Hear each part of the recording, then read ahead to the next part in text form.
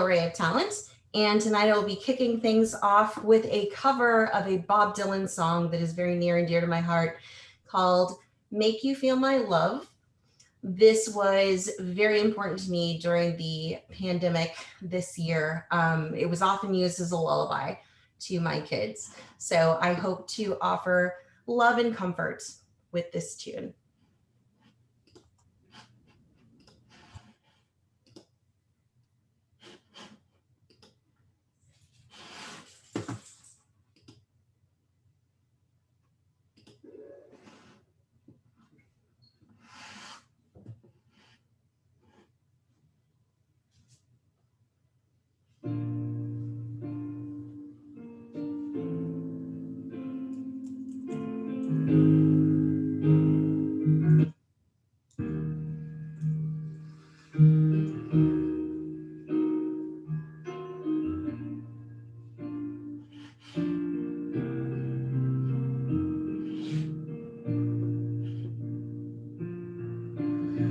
When the rain is blowing in your face and the whole world is on your case, I could offer you a warm embrace just to feel my love.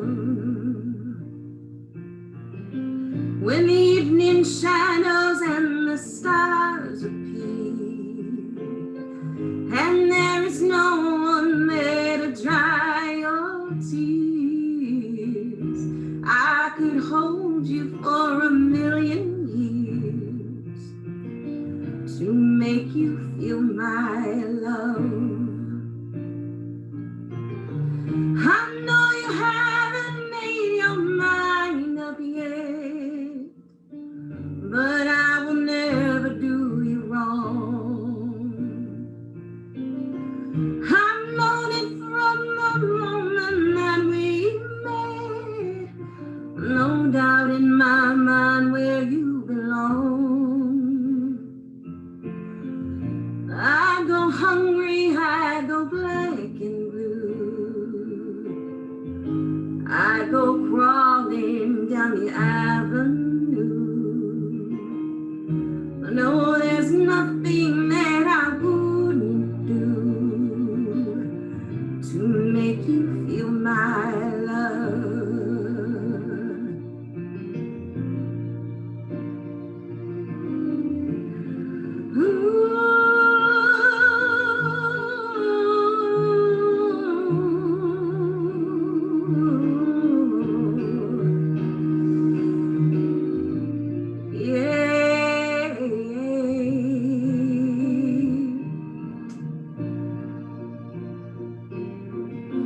The storms are raging on the rolling sea and on the highway of regret. The winds of change are blowing wild and free. You ain't seen nothing like me yet. I can make you happy, make your dreams come true. Nothing that I wouldn't do. Go to the ends of the earth for you to make you feel my love, to make you feel my love.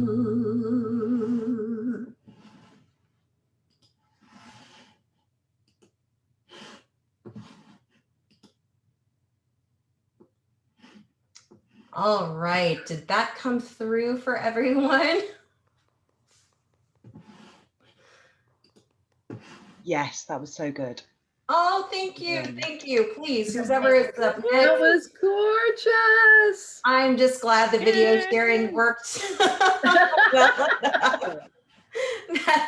That is my sole accomplishment for the evening. So please, I will yield the floor to all of you beautiful people.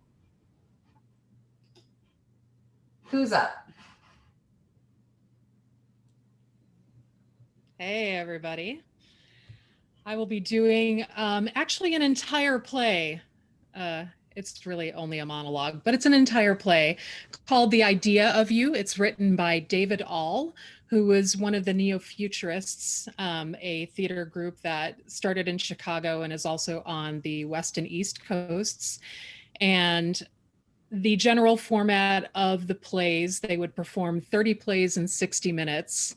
They would start each play by reading off the title of the play, saying go. Then anything that happens after the word go is the play. And once the play is concluded, then somebody yells curtain. And during an actual show, they would have a list of numbers above the stage, 1 through 30. And the audience, upon hearing the word curtain, would yell out the number of the play they wanted to see next, because they had a menu program that they had to go from. And so at curtain, next number, and then the group would have to perform the next play, whatever the audience picked. And their goal was to get through 30 plays in 60 minutes. Anyway, this is The Idea of You. Go.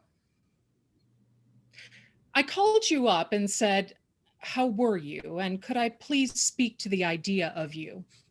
You said, excuse me? I said, I didn't call to talk to you. I called to talk to the idea of you.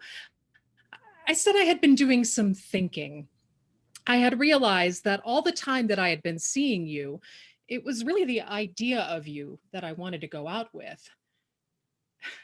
You asked me how I had come to this astonishing conclusion. I said, oh, little things tipped me off. The way you knocked over your water glass last Wednesday, when the idea of you was grace and ease. The way you fumbled for words on Sunday, but the idea of you always knew what to say. I said I always understood the idea of you, but lately, you were beginning to confuse me. There was a momentary pause as you handed over the receiver, and then a voice came on the line that reminded me of you.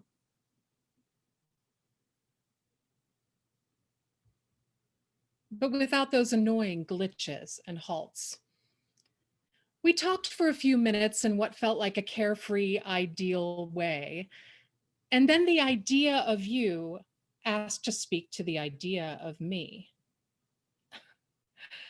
I asked for clarification of this bizarre suggestion, and it asserted that the idea of me was too sensitive and intelligent to reject the human imperfections of someone I loved.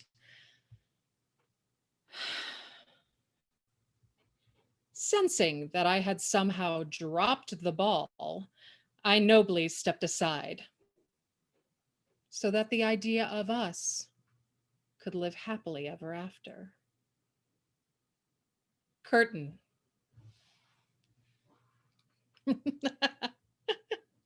Thanks for your cameo, Sam. All right, and I will hand it off to the next person.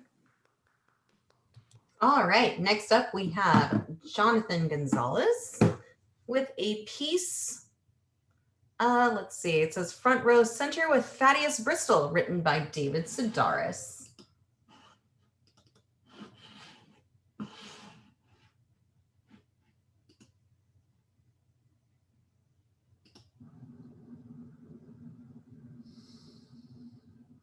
The approach of Christmas signifies three things: bad movies, unforgettable television, and even worse, theater. I'm talking bone-crunching theater, the type that our ancient ancestors used to oppress their enemies before the invention of the stretching rack. We're talking torture on a par with the Scottsfield Dinner Theater's 1994 revival of Come Blow Your Horn, a production that violated every tenet of the Human Rights Accord. To those of you who enjoy the comfort of a nice set of thumbscrews, allow me to recommend any of the crucifying holiday plays and pageants currently eliciting screams of mercy from within the confines of our local elementary and middle schools. I will, no doubt, be taken to task for criticizing the work of children, but as any pathologist will agree, if there's a cancer, it's best to treat it early as possible.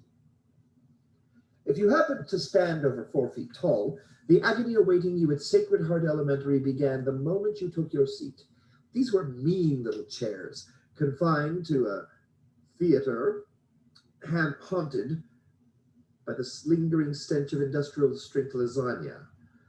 My question is not why they chose to stage the production in a poorly lit cafeteria, but why they chose to stage it at all. The story of the first Christmas is an overrated clunker of a holiday pageant, best left to those looking to cure their chronic insomnia. Although the program listed no director, the apathetic staging suggested the limp, partially paralyzed hand of Sister Mary Elizabeth Bronson, who should have been excommunicated after last season's disastrous Thanksgiving program. Here again, the first through third grade actors graced the stage with an enthusiasm most children reserve for a smallpox vaccine. One could hardly blame them for their lack of vitality, as the stingy, uninspired script consists not of springy dialogue, but rather a deadening series of pronouncements. Mary to Joseph. I am tired. Joseph to Mary. We will rest here for the night. There's no fire, no give and take, and the audience soon grows weary of this passionless relationship. In the role of Mary, 6-year-old Shannon Burke just barely manages to pass herself off as a virgin. A cloying, preening stage presence, her performance seemed based on nothing but an annoying proclivity towards lifting her skirt and, on rare occasions, opening her eyes. As Joseph, second grade student Douglas Trezar needed to be reminded that although his character did not technically impregnate the Virgin Mary, he should behave as though he were capable of doing so. Thrown into the mix were a handful of inattentive shepherds and a trio of gift-bearing 7-year-olds who could probably give the Three Stooges a run for their money. As for the lighting, the Sacred Heart Elementary chose to rely on nothing more than the flash bulbs ignited by the obnoxious stage mothers and fathers who had created these zombies, staggering back and forth across a linoleum-floored dining hall. Under certain circumstances, parental pride is understandable, but it has no place in the theater, where it tends to encourage a child to believe in a talent that more often than not simply fails to exist. In order for a pageant to work, it needs to appeal to everyone, regardless of their relationship to the actors on stage. This production found me on the side of the yawning cafeteria workers. Pointing to the oversized crate that served as a manger, one particularly insufficient wise man proclaimed, "A child is bored." Yes, well, so was this adult.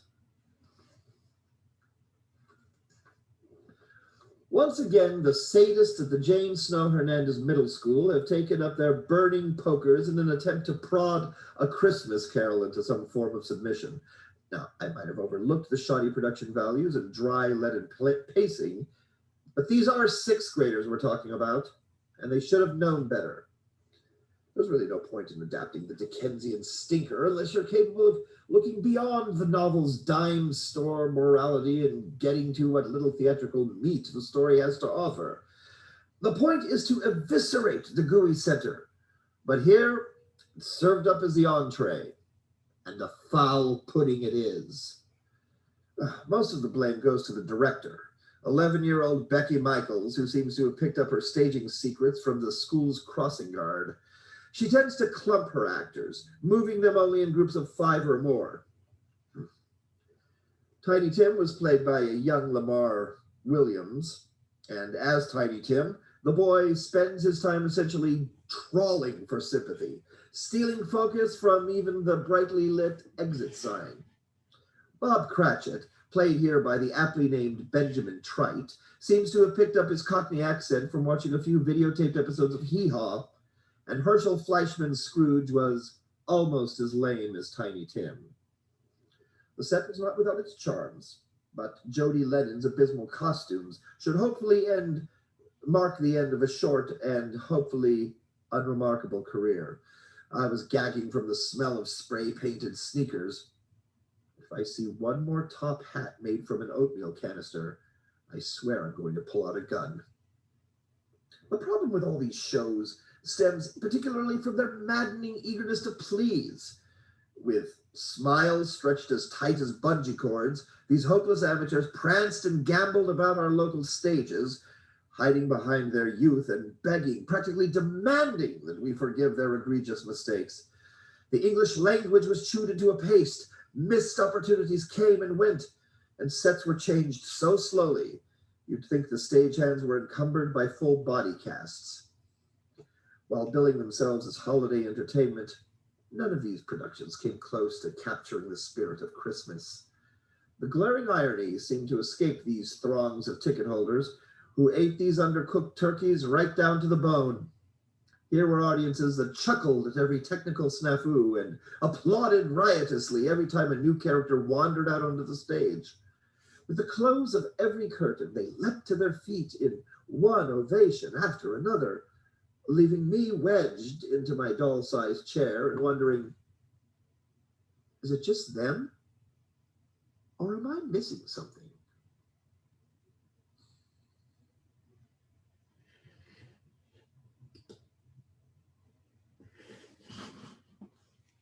All right, excellent piece. That was funny. That was fun. Let's see, who's up next?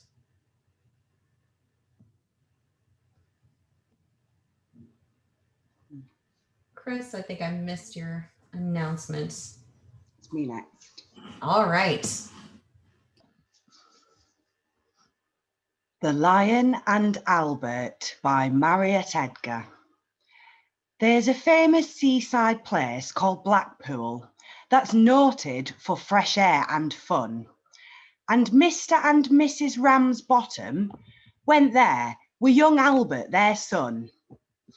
A grand little lad were there, Albert, all dressed in his best, quite a swell, with a stick with an horse's head handle, the finest that Woolworths could sell. They didn't think much to the ocean.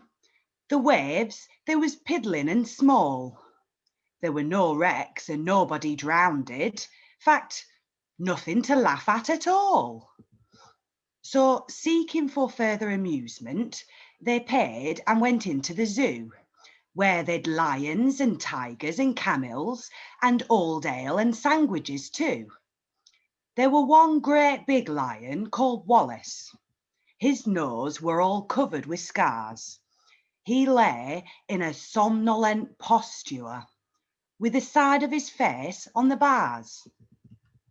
Now Albert had heard all about lions, how they was ferocious and wild. To see Wallace lying so peaceful, well, it didn't seem right to the child. So straightway the brave little fella, not showing a morsel of fear, took his stick with the horse's head handle and shoved it in Wallace's ear. You could see that the lion didn't like it, for giving a kind of a roll, he pulled Albert inside the cage with him and swallowed the little lad whole. Then Pa, who had seen the occurrence and didn't know what to do next, said, "Mother, yon lion's et Albert." And Mother said, "I am vexed." Then Mr. and Mrs. Ramsbottom, quite rightly when all's said and done, complained to the animal keeper that the lion had eaten their son. The keeper were quite nice about it. He said, "What a nasty mishap. Are you sure that it's your boy he's eaten?" Pa said, "Am I sure? That's his cap." So the manager had to be sent for. He came and he said, "What's to do?" Pa said, "Yon lion's et Albert, and him in his Sunday clothes too." Then Mother said, "Right's right, young fella. I think it's a shame and a sin for a lion to go and eat Albert, and after we've paid to come in." The manager wanted no trouble. He took out his purse right away, saying, "How much to settle the matter?" Pa says, "What do you usually pay?" But Mother had turned a bit awkward when she thought where her Albert had gone. She says, "No, someone's got to be summoned." So that was decided upon. Then off they went to the police station in front of a magistrate chap. They told him what had happened to Albert and proved it by showing his cap. The magistrate gave his opinion that no one was really to blame. He said that he hoped the Ramsbottoms would have further sons to their name. At that, Mother got proper blazing, and "Thank you, sir, kindly," says she. "What, waste all our lives raising children to feed ruddy lions? Not me."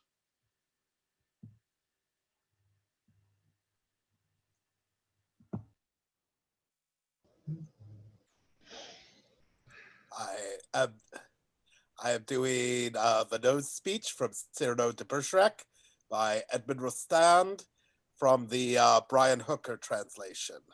And if Chris will just start me off. Observe, I myself will proceed to put him in his place. Ah, your nose. Your nose is rather large. Rather.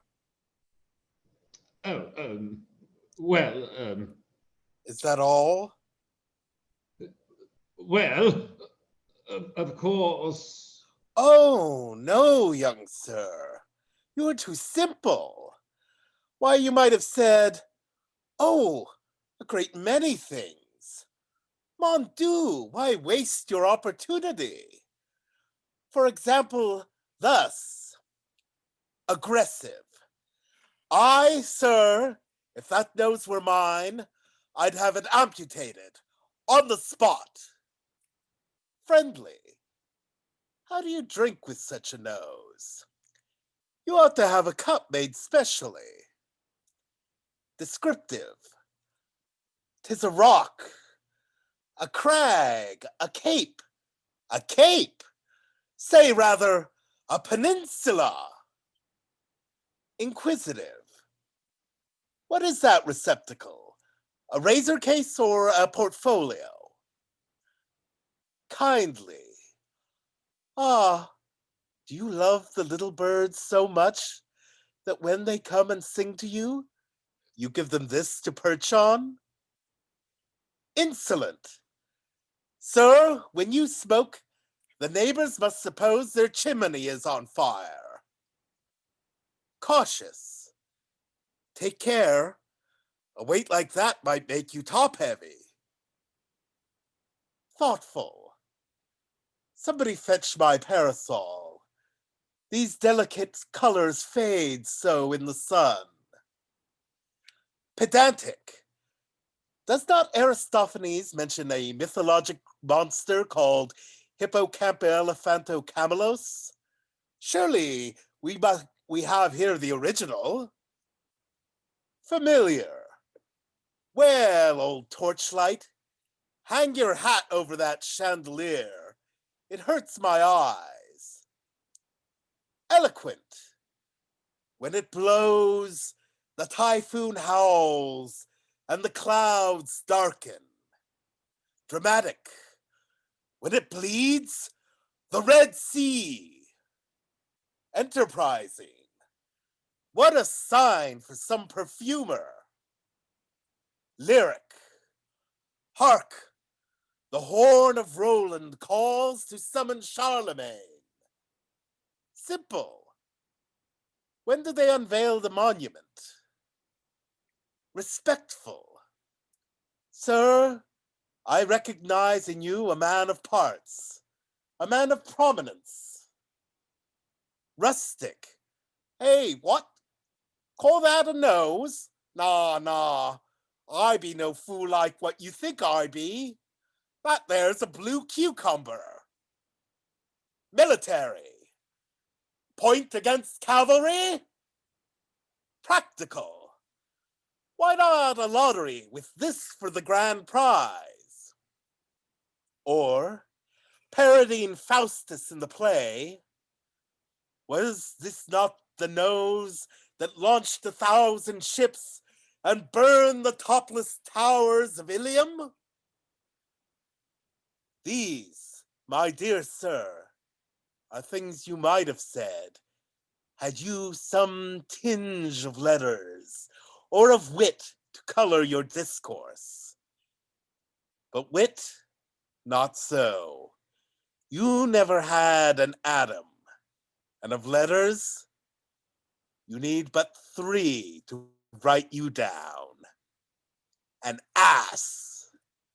Moreover, if you had the invention here before these folks to make a jest of me, be sure you would not then articulate the 20th part of half a syllable of the beginning.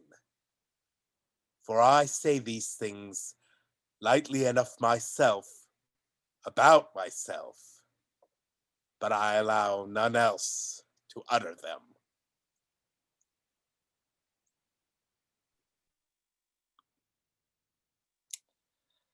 All right, I'm gonna play, sing, and play John McCutcheon's Christmas in the Trenches, it being the right time of year to do that. My name is Francis Tolliver.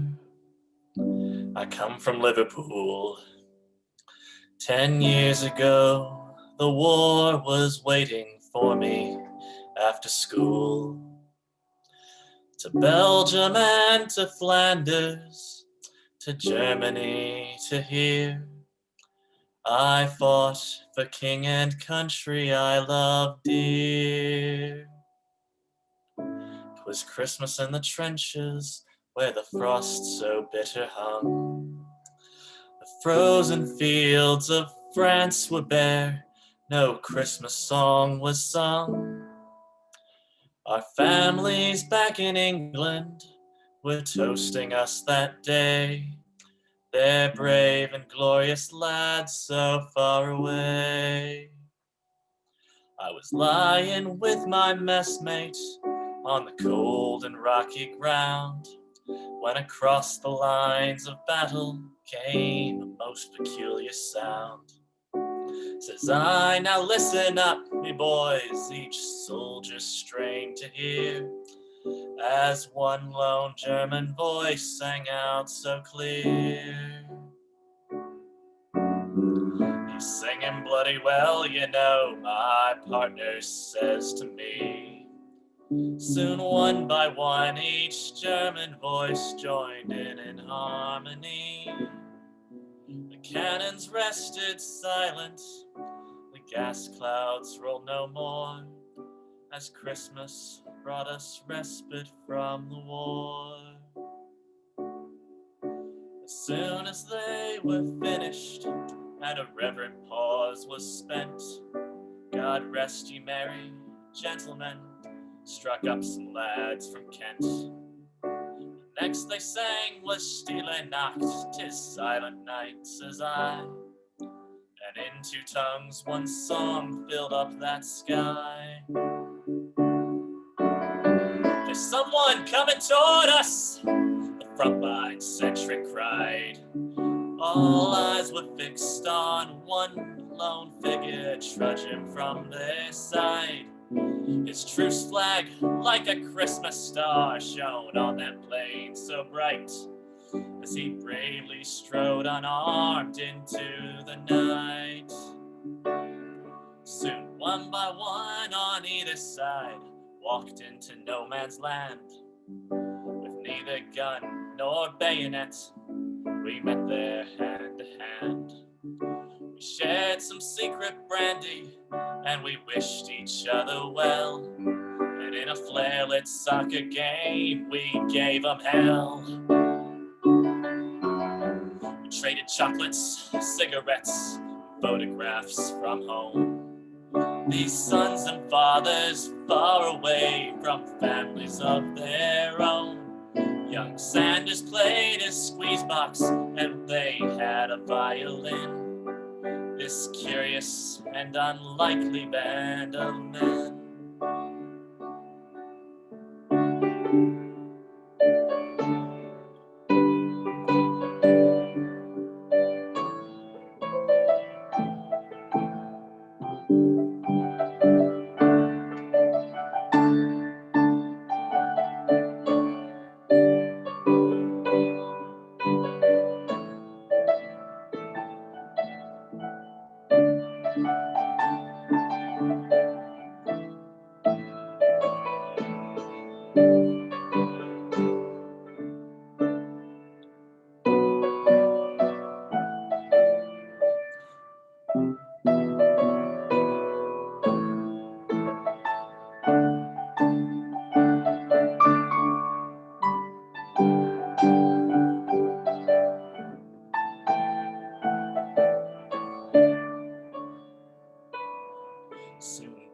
night stole upon us.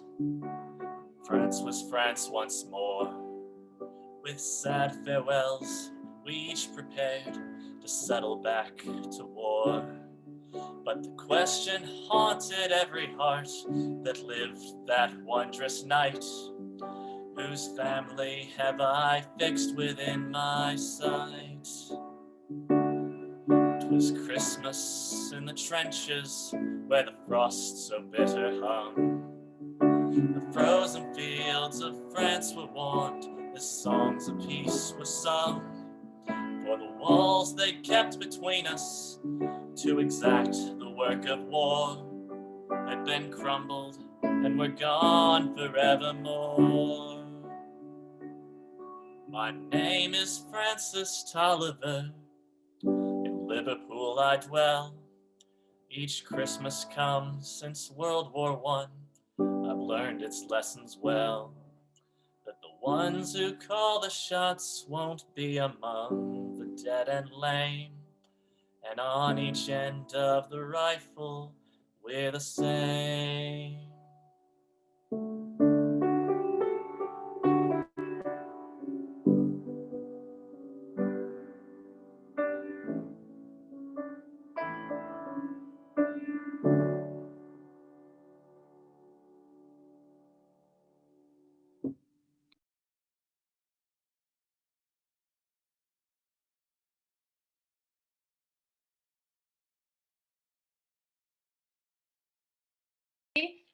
I'm Rebecca Bernstein, and I'll be doing a little preview of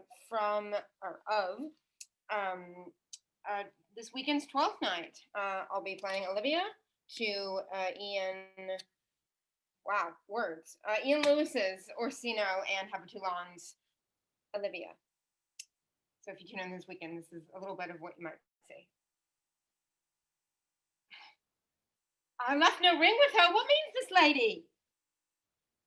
Oh, fortune forbid my outside might not have charmed her. She made good view of me, indeed so much that methought her eyes had lost her tongue, for she did speak in starts distractedly. She loves me! Sure! The cunning of her passion invites me in this churlish messenger. None of my lord's ring. Why, he sent her none. I am the man. If it be so as 'tis, poor lady, she would better love a dream. Disguise, I see that thou art a wickedness, wherein the pregnant enemy does much. For how easy it is of the proper false in women's waxen hearts to set their forms. Alas, our frailty is the cause, not we, for such as we are made of, such we be. How with this fadge? My master loves her dearly, and I, poor monster, fond as much on him. And she, mistaken, seems to dote on me. What will become of this? As I am a man, my state is desperate for my master's love. As I am a woman, now, alas the day. What thriftless sighs shall poor Olivia breathe? Oh, time. Thou must untangle this, not I. It is too hard a knot for me to untie.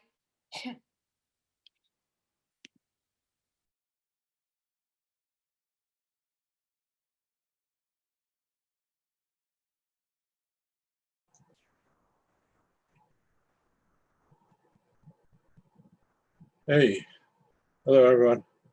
I'll be delivering a monologue I wrote, which I call I, Tiresias. And if you're familiar with the Tiresias legend from Oedipus Rex and other Greek mythology, he was a blind prophet gifted with the sense of sight. And also he was condemned to change sex every 7 years because he had displeased the goddess Terra. And that's the focus of this monologue. I, Tiresias, never desired to become a woman any more than I desired to lose my sight or be granted the gift of prophecy. I was thoroughly content to enjoy the physical pride and authority that come with being a male. The beard, the musculature, even the impending baldness, but above all, the serpent between the thighs that conveys a right to give orders and have them unquestioningly obeyed. But I had not reckoned with the goddess Hera in her role as a protector of snakes, and had I not chanced on those two cobras fucking in the road to Thebes that morning, I would have never raised my staff to smite them. Even today I cannot account for why, and I would have never incurred the goddess's wrath.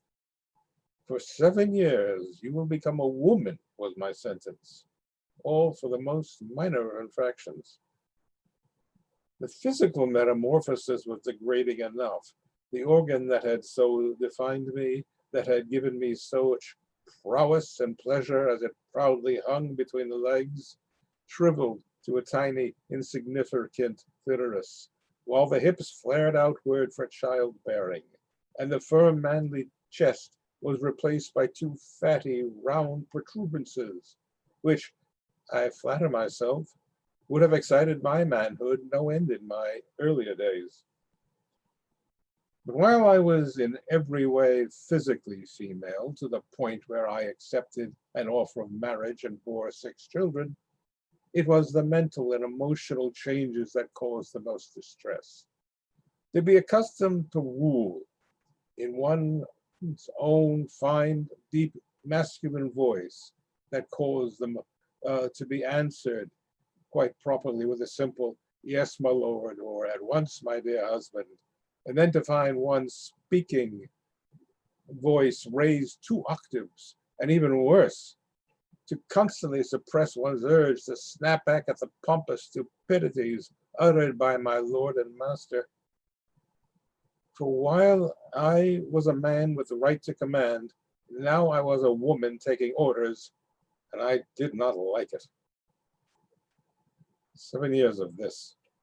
7 long years of living in the wrong body and able to do nothing about it, until the 7th year was over, and I once more set out on the road to Thebes to find the copulating snakes, and there they were, though in my now blindness I saw them feelingly. Do I strike them? Do I leave them alone to their pleasure?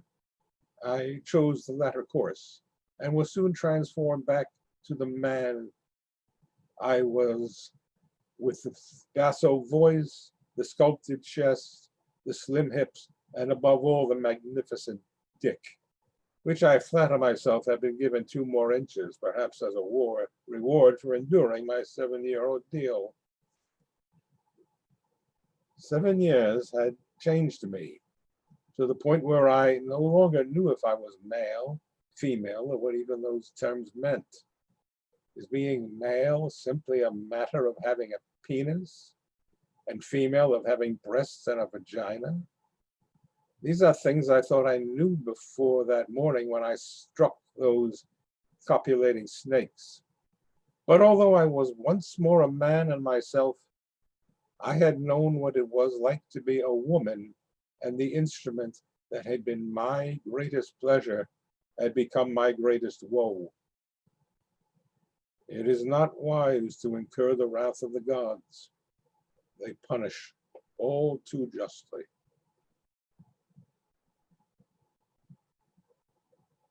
And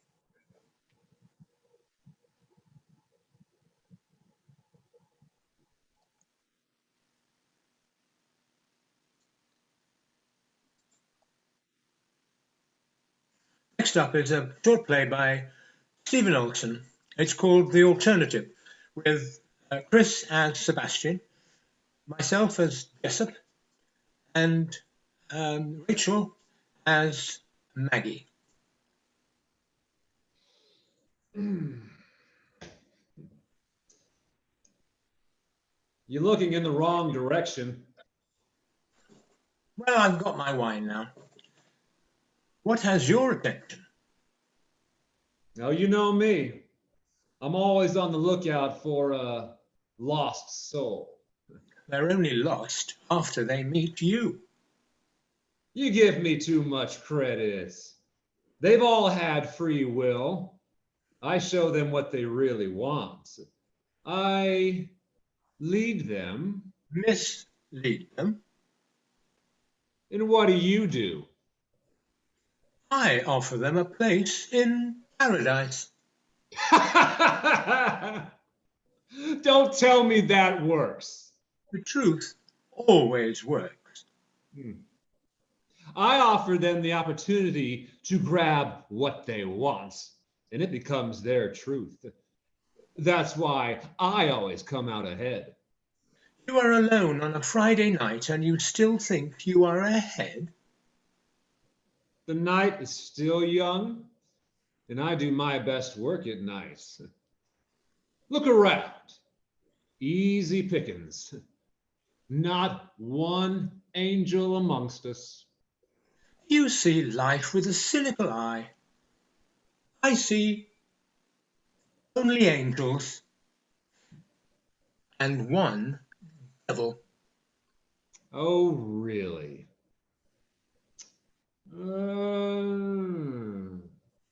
Pick one. What do you mean? Pick one out of this entire room. Let's see who your angel leaves with. Betting on a life? You would suggest that? What are you afraid of? Losing another one? Just to show you how wrong you are, I'm going to let you pick the one. Huh.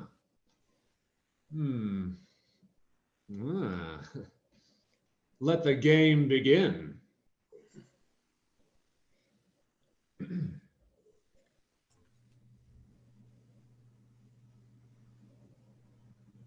Are you looking for something?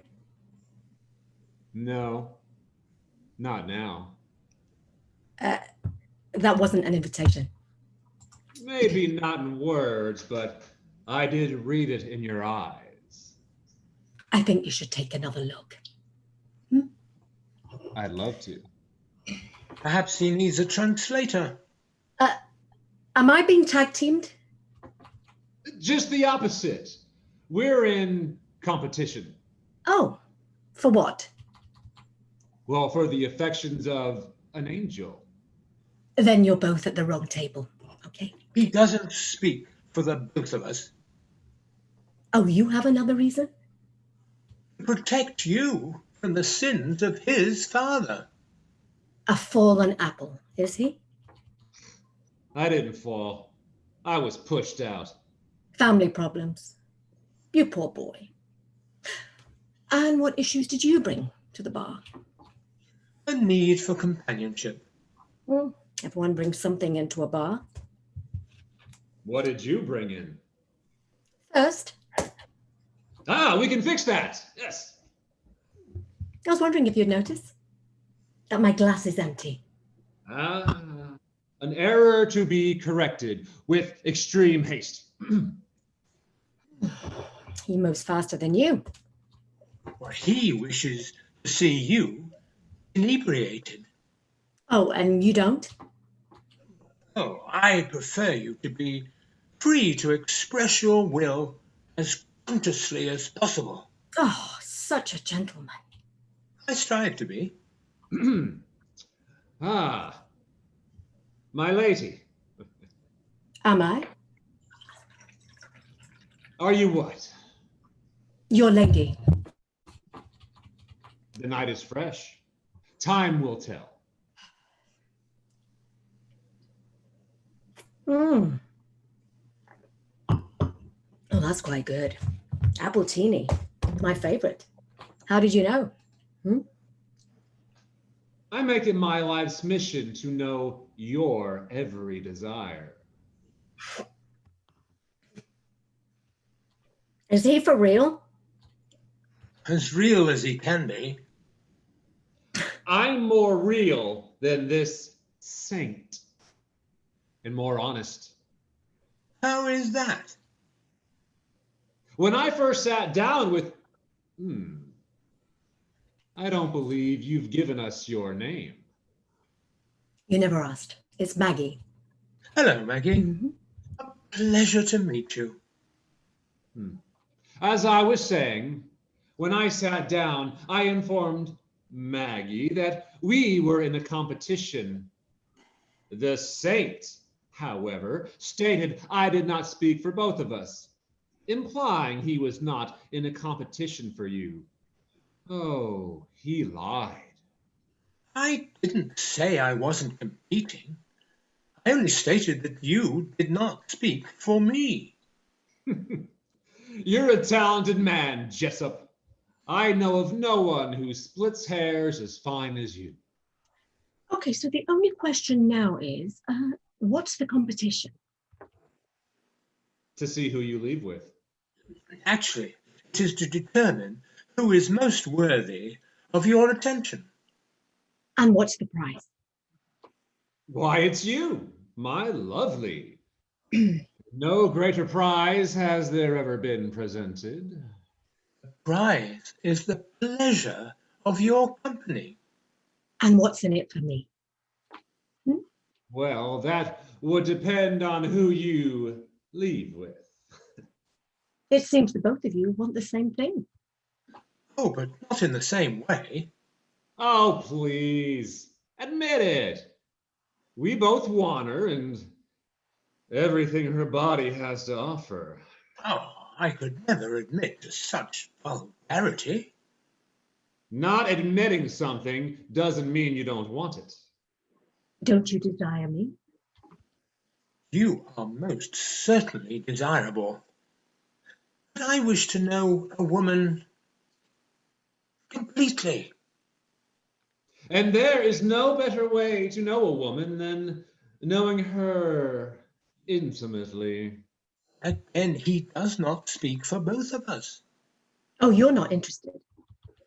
I am very interested in you. Sebastian has other ideas. Now, who is trying to speak for who? What are your interests, Sebastian? Pleasure. For who? For the both of us. Pleasure is only enjoyed when it's shared. That would depend on the pleasure. Some could be quite satisfying alone. Ah, now I know we're made for each other. And why is that? We don't mind being self-serving. I see her more in... I see so much more in her than selfish desires. What do you see? A strong, independent woman who seeks a life of fulfillment. And what do you think would fill my life fully? A man? A partner? Someone who can offer you more than pleasure. Don't underrate pleasure. That's my girl. Not yours, and not a girl. Yes, a strong, independent woman who can see through the pretense of false affection. More woman than you can handle. And you think you can? No, I would never try to handle you. I would encourage you to be the person you want to be. I do not want to reign over you. I want an equal partnership. Ugh, get off the mound. You don't think she can see through your platitudes? I mean everything I say. She's looking for more than your empty promises.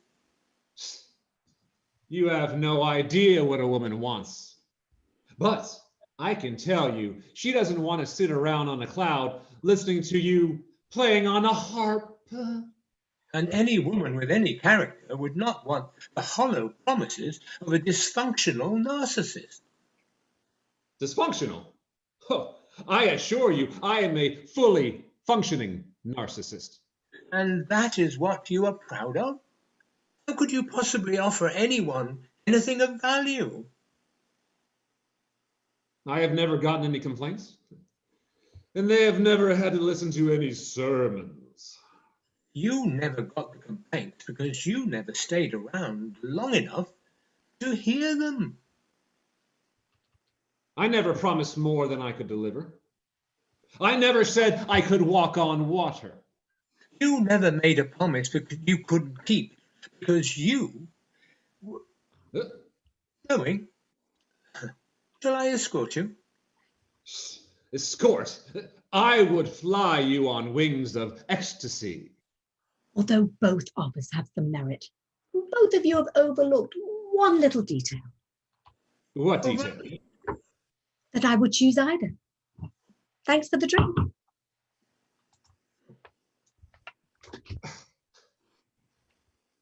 Well, that was unexpected. It must be the company I keep.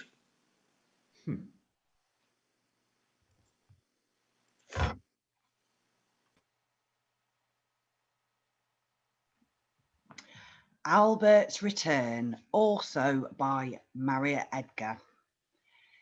You've heard how young Albert Ramsbottom at the zoo up at Blackpool one year, wi' a stick wi' an horse's head handle, gave a lion a poke in the ear. The name of the lion were Wallace. The poke in the ear made him wild, and before you could say, Bob's your uncle, he'd upped and he'd swallowed the child. He was sorry the moment he'd done it. With children, he'd always been chums. Besides, he'd no teeth in his noddle, and he couldn't chew Albert on gums. He could feel the lad moving inside him as he lay on his bed of dried ferns, and it might have been little lad's birthday. He wished him such happy returns. But Albert kept kicking and fighting, and Wallace got up feeling bad, decided to a time that he started to stage a comeback for the lad. Then with his head down in one corner, on his front paws he started to walk, and he coughed and he sneezed and he gargled, till Albert shot out like a cork. Now Wallace felt better directly, and his figure once more became lean. But the only difference with Albert was his face and his hands were quite clean. Meanwhile, Mr. and Mrs. Ramsbottom had gone home to their tea feeling blue. Ma said, I feel down in the mouth like. Pa said, aye, I bet Albert does too. Says Ma, it just goes for to show you that the future is never revealed. If I thought we was going to lose him, I'd have not had his boots soled and heeled. Let's look on the bright side, said Father. What can't be helped must be endured. Each cloud has a silvery lining, and we did have young Albert insured. A knock on the door came that moment, as Father these kind words did speak. 'Twas the man from the Prudential, he'd come for their twopence per person per week. When Father saw who had been knocking, he laughed and he kept laughing so. The man said, "Hey, what's there to laugh at?" Pa said, "You're laughing all when you know." "Excuse him for laughing," said Mother, "but really things happen so strange.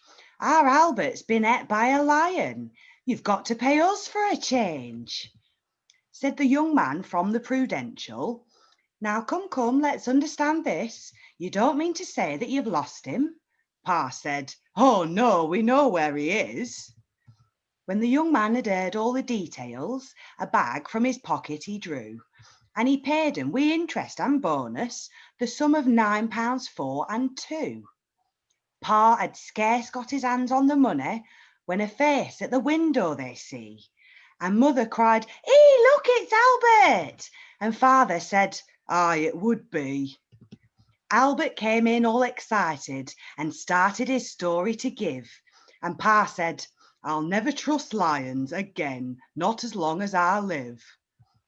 The young man from the Prudential to pick up the money began, but Father said, "Here, wait a moment, don't be in a hurry, young man." Then giving young Albert a shilling, he said, "Here, pop off back to the zoo. Will you stick with the horse's head handle? Go and see what the tigers can do."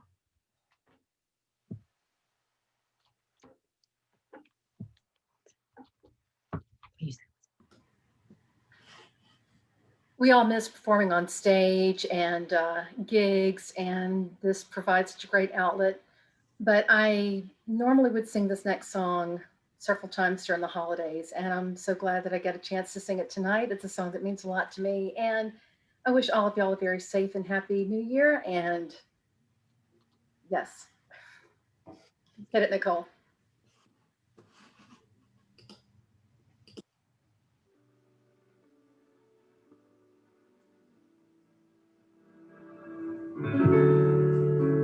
Maybe it's much too early in the game. Oh, but I thought I'd ask you just the same. What are you doing, New Year's? New Year's Eve. Wonder whose arms will hold you good and tight when it's exactly 12 o'clock midnight, welcoming in the new year. New Year's Eve. Maybe I'm crazy to suppose that I'd ever be the one you chose out of the 1,000 invitations you receive.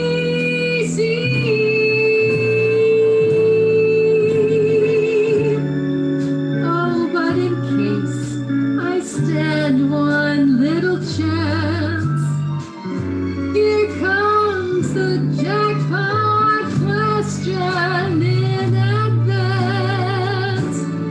What are you doing, New Year's? New Year's Eve. Oh, maybe I'm crazy to suppose that I'd ever be the one that you chose out of the 1,000 invitations you receive.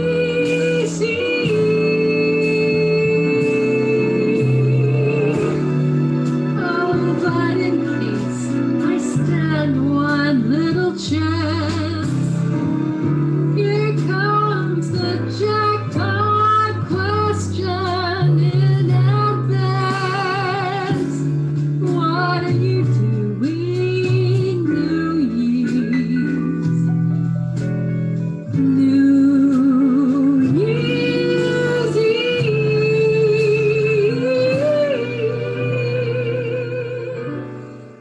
What are you doing, New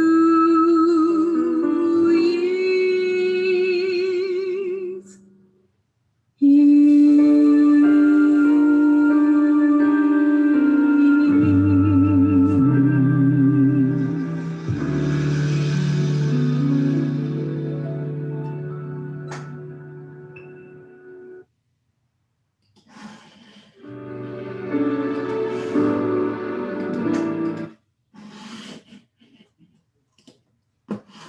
Hello, I'm Sam Hudson, and tonight I will be playing Lucifer from Immaculate by Oliver Langley. You know, I don't even know why I bother. I keep plugging away, trying to make a difference, but nobody wants to listen. This world is going to heaven, and I'm the only person that wants to do a thing about it. You know, I try and I try, trying to save you people from eternity in that dull as dishwater place. But everything I seem to do gets twisted and taken the wrong way. Garden of Eden. You want an apple? Have an apple. It's one of your 5 a day. Doctors call it fruit. and it helps with your digestion. And now I'm the bad guy. Gardener Gethsemane, you don't want to get crucified? Fair dues. Who would? Let me help you out. Oh, and now I'm the scourge of all mankind. Okay, so maybe I should stay out of other people's gardens. But people have such a warped perception of me. And all I was trying to do is help. And it can be upsetting at times. You know, he has all these followers and all these songs about him. All right, I also have followers and songs. But have you seen these guys? Like, come on. Does anybody want to listen to my side of the story? For a religion that isn't supposed to judge, they were pretty quick to darn me. You know, if I wanted to, I could write a book and slag them all off. But frankly, I'm better than that. I've kept a quiet, dignified silence in the firm, and at some point I hoped the truth would out. Take the higher ground, as it were, but, well, they continue to play dirty like this. You know, I liked it up there. Whatever the book says, me and the big guy, we got on pretty well. I mean, there was a time when me and him got a bit close. But it was always Jesus this, Jesus that. I gave that man the best years of his life. And what thanks did I get? Fallen angel indeed. Didn't fall. I was pushed.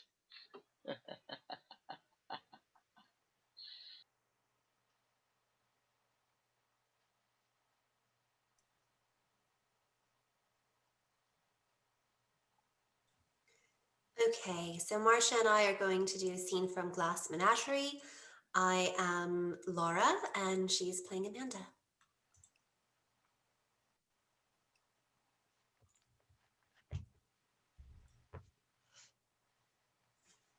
Hello, Mother. I was... Deception. Deception. How was the DAR meeting?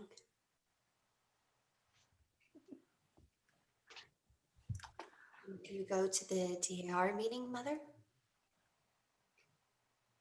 No. No. I did not have the strength to go to the DAR. In fact, I didn't have the courage. I wanted to find a hole in the ground and hide myself in it forever.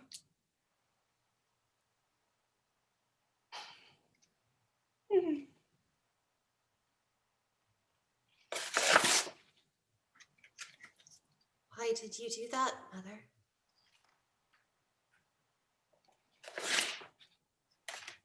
Why are you?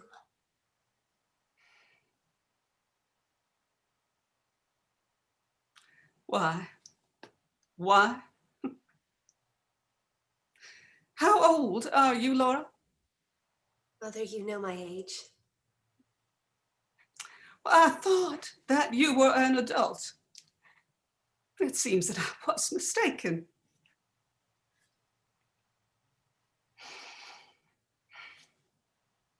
Please don't stare at me, Mother.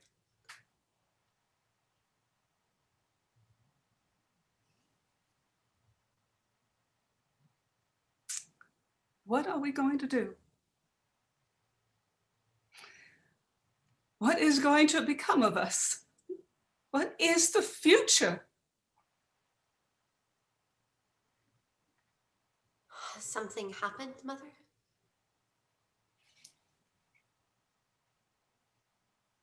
Mother, has something happened? I'll be all right in a minute. I'm just bewildered by life. Mother, I wish you would tell me what's happened. As you know, I was supposed to have been inducted into my office at the DAR this afternoon. But I stopped off at the Rubicam's Business College to speak to your teachers about you having a cold and ask them what progress they thought you were making down there. Oh. I went to the typing instructor and I introduced myself as your mother. She didn't know who you were. Wingfield, she said.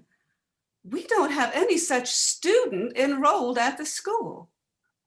I assured her, she did, that you had been going to classes since early January. I wonder, says she, if you could be talking about that terribly shy little girl who dropped out of school after only a few days' attendance. No, I said. Laura, my daughter, has been going to school every day for the past 6 weeks. Excuse me, she says. She took the attendance out and there was your name in the book, unmistakably printed. And all the dates you were absent until they decided that you had dropped out of school. I still said, no. There must be some mistake. There must have been some mix-up in the records. And she said, no. I remember her perfectly now. Her hands shook so that she could not hit the right keys. The first time we gave a speed test, she broke down completely. Was sick to the stomach and almost had to be carried into the washroom. After that morning, she never showed up anymore. We phoned the house, but never got any answer. Well, I was working at the famous bar, I suppose, demonstrating those.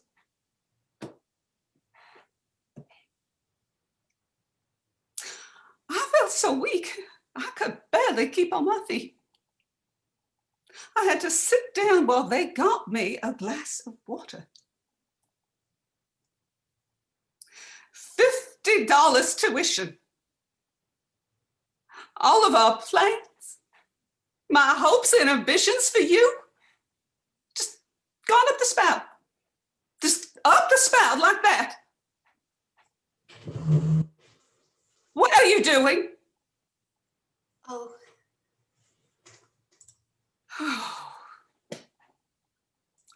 Laura, where have you been going when you've been gone on pretending that you were going to business college? I've just been going out walking. That is not true. It is. I just went walking. Walking? Walking in winter? Deliberately caught pneumonia in that light coat? Where did you walk to, Laura? All sorts of places, mostly in the park. Even after you'd started catching that cold? It was the lesser of two evils, Mother. I couldn't go back up. I threw up on the floor.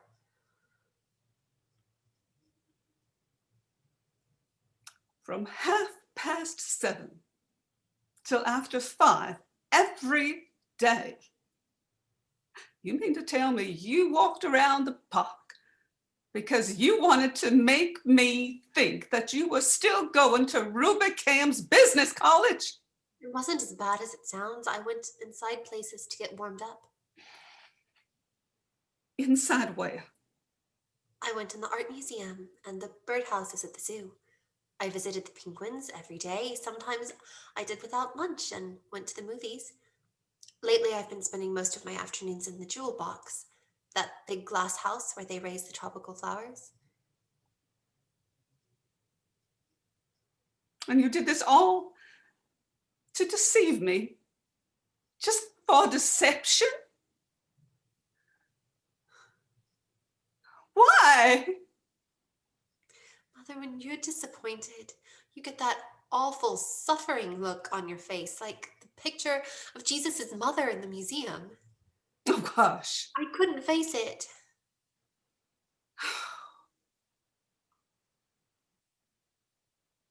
So,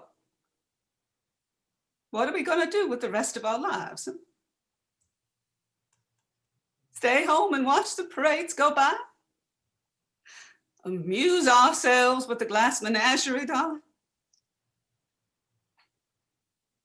Eternally play those worn-out phonograph records your father left as a painful reminder of him? We won't have a business career. We've given that up because it gave us nervous indigestion.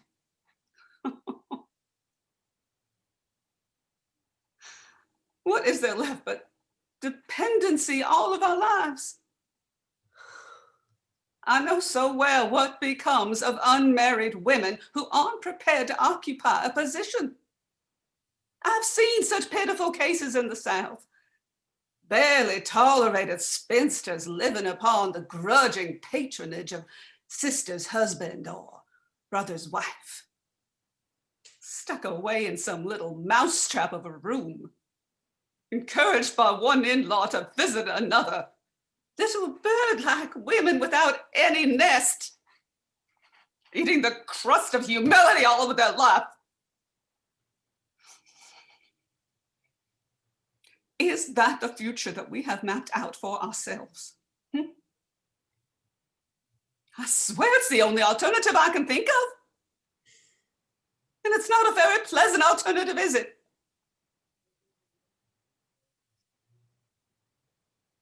Of course, some girls do marry. Haven't you ever liked some boy? Yes, I liked one once. I came across his picture a while ago. He gave you his picture? No, it's in the yearbook. Oh, a high school boy. Yes, his name was Jim. Here he is in the Pirates of Penzance. The what? The operetta the senior class put on. He had a wonderful voice, and we sat across the aisle from each other Mondays, Wednesdays, and Fridays in the Ode. Here he is with the silver cup for debating. See his grin? He must have had a jolly disposition. He used to call me Blue Roses. Why did he call you such a name as that? Well, when I had that attack of pleurosis, he asked me what was the matter when I came back.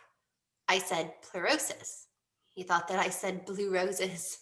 So that's what he always called me after that. Whenever he saw me, he'd holler, "Hello, Blue Roses." I didn't care for the girl that he went out with. Emily Meisenbach. Emily was the best dressed girl at Solden. She never struck me though as being sincere. It says in the personal section they're engaged. That's 6 years ago. They must be married by now.